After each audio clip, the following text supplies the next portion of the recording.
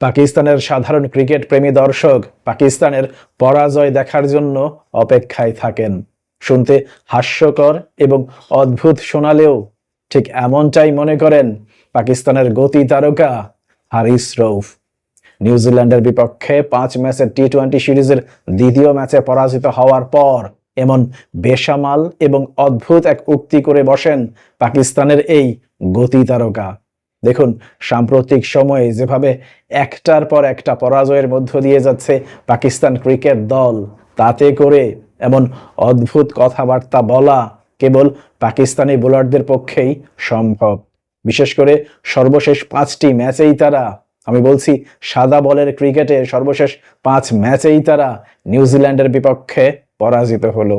অর্থাৎ পরাজয়ের এক অদৃশ্য বলয়ে তারা আবদ্ধ রইল। নিজেদের ঘরের মাঠে আয়োজিত ত্রিদেশীয় ওয়ানডে টুর্নামেন্টে 2 বার পরাজিত হয়েছিল নিউজিল্যান্ডের বিপক্ষে। সেই নিউজিল্যান্ডের বিপক্ষেই পরবর্তীতে চ্যাম্পিয়ন্স ট্রফিতেও পরাজিত হয়, যে কারণে চ্যাম্পিয়ন্স ট্রফি থেকে গ্রুপ পর্বেই বিদায় নেয় পাকিস্তান। পরবর্তীতে 5 ম্যাচের টি-20 সিরিজে প্রথম ম্যাচে রীতিমতো বিধ্বস্ত হয় এবং আজকে দ্বিতীয় ম্যাচে এসে আবারও পরাজয়ের স্বাদ বরণ করে। অর্থাৎ 5 ম্যাচের এই সিরিজে 2 ম্যাচ শেষে ইতিমধ্যে 2-0 ব্যবধানে পিছিয়ে পড়ল পাকিস্তান ক্রিকেট দল।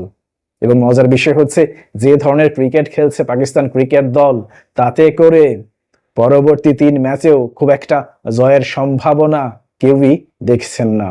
আমরা যদি ঘটনাবহুল দ্বিতীয় ম্যাচের দিকে তাকাই, তাহলে দেখতে পাই এই ম্যাচে আগে ব্যাটিং করেছিল পাকিস্তান। বৃষ্টির কারণে 20 ওভারের ম্যাচ নেমে আসে 15 ওভারে এবং 15 ওভারে পাকিস্তান 9 উইকেট হারিয়ে 135 রান করতে সক্ষম হয়, যেখানে দলীয় অধিনায়ক সালমান আলী আগা 28 বল মোকাবেলা করে 46 রান করেন। মজার বিষয় হচ্ছে, প্রথম ম্যাচে পাকিস্তানের মাত্র 3 জন ব্যাটার 2 অঙ্কের রান করতে সক্ষম হয়েছিলেন, কিন্তু আজকে পাকিস্তানের 6 জন ব্যাটার 2 অঙ্কের রান করতে সক্ষম হন।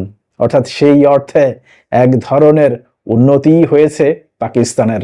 অবশ্য এখানে বড় অবদান ছিল নিউজিল্যান্ডের ফাস্ট বোলার কাইল জেমিসনের, কারণ প্রথম ম্যাচে দুর্দান্ত বোলিংয়ের পর আজকের এই ম্যাচে খেলেননি কাইল জেমিসন, যে কারণে প্রথম ম্যাচ থেকে এই ম্যাচে ভালো ব্যাটিং করতে পেরেছে পাকিস্তান।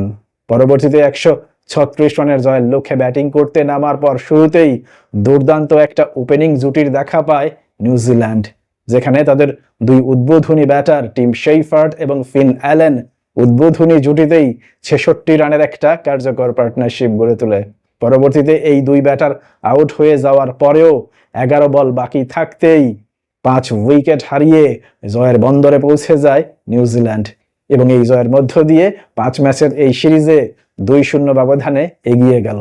প্রশ্ন হচ্ছে, পাকিস্তান কি পারবে পরাজয়ের এই বৃত্ত ভেঙে তৃতীয় ম্যাচে জয়ের বন্দরে পৌঁছতে, নাকি তৃতীয় ম্যাচেই নিউজিল্যান্ড সিরিজ জয় নিশ্চিত করবে?